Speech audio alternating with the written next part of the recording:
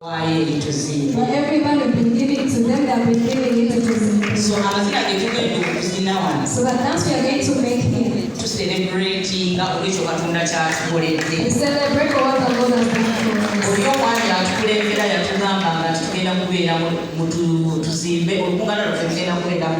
The man only just visited us that we have the conference in Tuzimbe. But he was saying it in faith, there was no hope.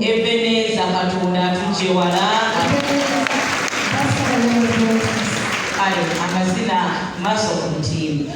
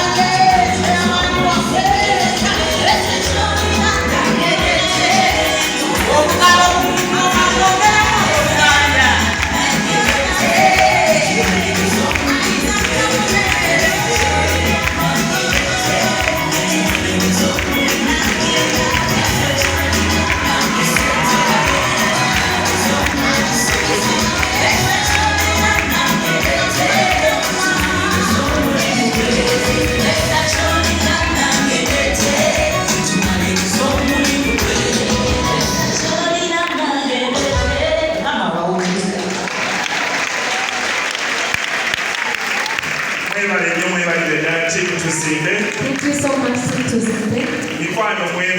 Friends, thank you. We also sing. Let us compose a song.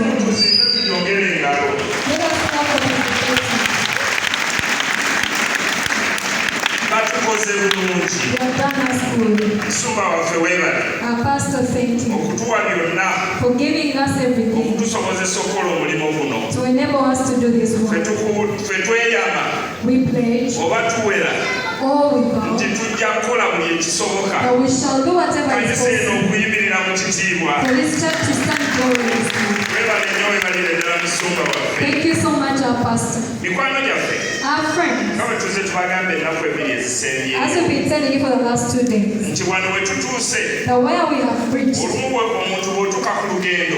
when you get to a journey sometime, Olaba nga amazeeko. you feel like you've come to the end of it. Naye wano situnnaba. But we've not yet completed. Nabadde n'omu ku committee member naga is a perfectionist. I heard one of the committee members saying that he's a Oyo perfectionist. ye w'omutindo.